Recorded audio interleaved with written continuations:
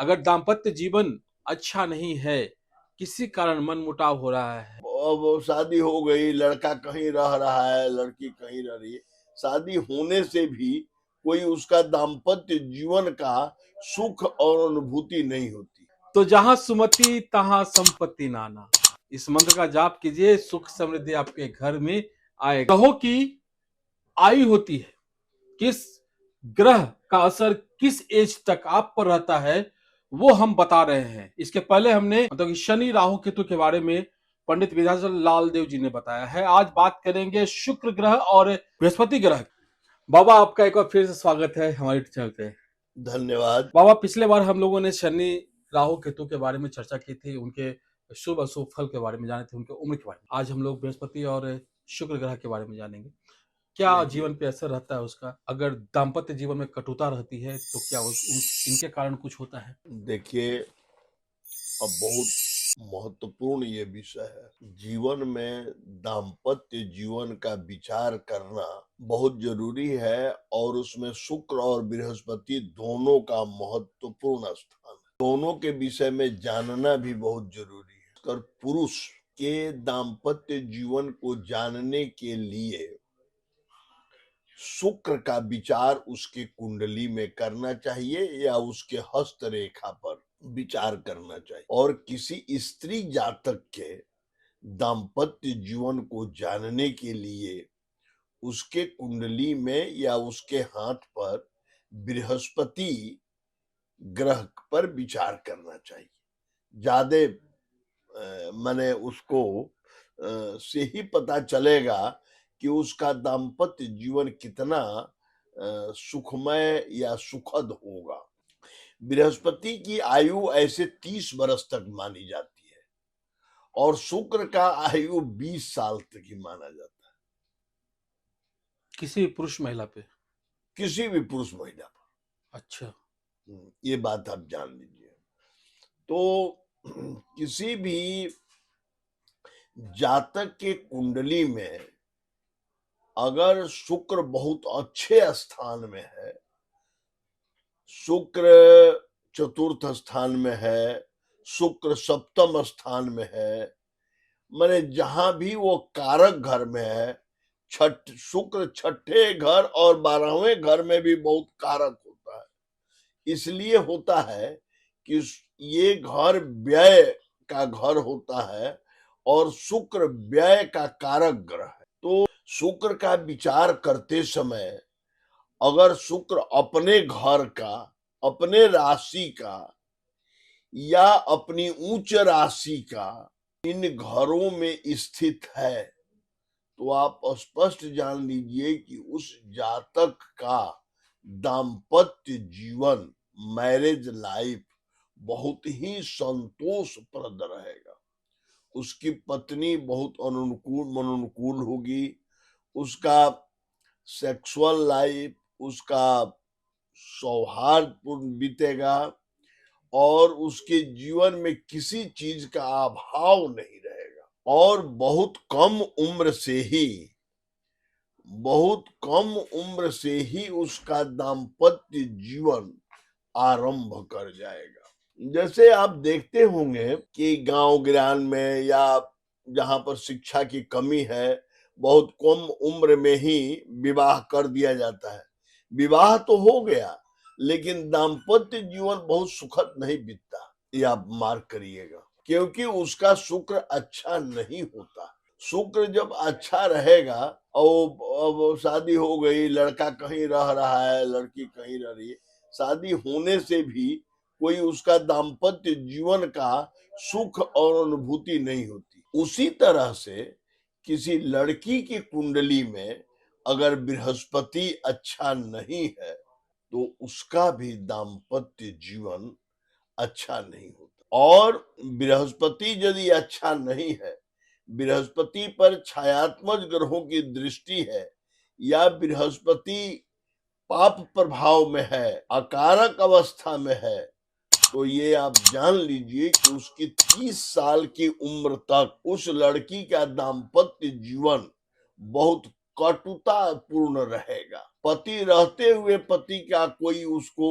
सुख या उसको आभास नहीं होगा, उससे दूर रहेगा, उससे विचार नहीं मिलेगी, वो परिवार के उलझन में उलझी हुई रहेगी, हमेशा उसको नकारात्मक सोच से प्रभावित रहेगी। अगर बृहस्पति किसी भी लड़की के कुंडली में नवम घर में, 11वें घर में, लग्न में, तीसरे घर में, चतुर्थ घर में, पंचम घर में स्थित है, तो उसका दाम्पत्य जीवन बहुत सुखद होता है। और यदि अपने घर का है, मैंने अपने घर का मतलब अपनी राशि पर है, बृहस्पति धनु और या मीन राशि में या उच्च का कर्क राशि में है और इन घरों में स्थित है, तो उसका दाम्पत्य तो अभूतपूर्व होगा, बहुत ही अच्छा होगा। तब एक बात है, अगर किसी भी लड़की के कुंडली में सप्तम घर में बृहस्पति है, छायात्मक ग्रहों से दृष्ट है, या किसी के कुंडली में बृहस्पति दशम स्थान में बैठा है और छायात्मक ग्रहों के प्रभाव में है, तो उसका दाम्पत्य जीवन 30-32 साल की उम्र तक पति से दूर रहना है। शादी हो भी गई तो, और पहले तो शादी होगी नहीं, और परिस्थिति या परिवार के दबाव में शादी हो भी गई तो शादी का मैरिज लाइफ उसका सही नहीं बीतेगा, ये बात आप जान लीजिए। तो दो बात हम निष्कर्ष पर आए, एक तो शुक्र का किसी का बहुत अच्छा है तो उसका जीवन 20 साल के उम्र से ही बहुत अच्छा, हर तरह से सक्सेसफुल दिखाई देने लगता है। हाथ में भी शुक्र का माउंट आप देखिएगा, जितना कवरेज, जितना दायरा लिए हुए है और जितना उन्नत है, उतना उसका दाम्पत्य के साथ साथ भौतिक सुख समृद्धि कारक जीवन बीतता है। और वह 20 साल होते होते वह अपने जीवन में अपने पराक्रम से सब कुछ प्राप्त कर लेता है। और यदि किसी के बृहस्पति बहुत अच्छा है तो वह 25 साल की उम्र के बाद प्राप्त करता है, 30वें से उसका बहुत अच्छा हो जाता है, अति अच्छा हो जाता है। तो कहने का मतलब है कि जो दाम्पत्य जीवन है, हाँ, लड़की का बृहस्पति और लड़के का शुक्र, शुक्र, ये दोनों के सामंजस्य से ही हाँ, दोनों का रिलेशन जो है अच्छा होता है। अच्छा होता है। अब इसमें ये देखना है, किसी भी लड़की के कुंडली में ये देखना है कि बृहस्पति पर मंगल का प्रभाव, शनि का प्रभाव, राहु या सूर्य का प्रभाव कितना है। ये छायात्मक ये ग्रह छायात्मक ग्रहों का प्रभाव कम हो, तथा बृहस्पति अपने क्रूर स्थान पर जहां नकारात्मक प्रभाव वहां वो स्थित नहीं हो, अपने शत्रु राशि पर नहीं हो, नीच का नहीं हो, ये सब विचार करना होगा। ये सब विचार करना हाँ, और किसी की शादी ही अगर लड़की कोई है, हाँ, अब किसी की शादी कोई लड़की ही है, उसकी शादी 30 के बाद होती है, हाँ, तो क्या दाम्पत्य जीवन उसके बाद भी वही असर दिखाएगा? नहीं, उसके बाद वो अच्छा होगा, अच्छा होगा। अच्छा होगा। अगर किसी का ऐसा हो रहा है, हाँ, किसी के जीवन में दाम्पत्य जीवन सुदृढ़ नहीं है, हाँ। दोनों में मतलब कि अब जब दाम्पत्य जीवन अच्छा नहीं है तो घर भी खराब है। अब जैसे अब उसमें आप देख ले, मान लीजिए किसी लड़की के कुंडली में राहु का प्रभाव, राहु और शनि दोनों का प्रभाव है बृहस्पति पर, तो आप आंख मूंद के कह दीजिए कि 42 साल तक तुम्हारा दाम्पत्य जीवन अच्छा नहीं रहे, एक न एक खींचातान बनी रहेगी, बनी रहेगी। बनी रहेगी, अच्छा, चाहे लड़का हो या लड़की हो, लड़का हो या लड़की। दोनों पे।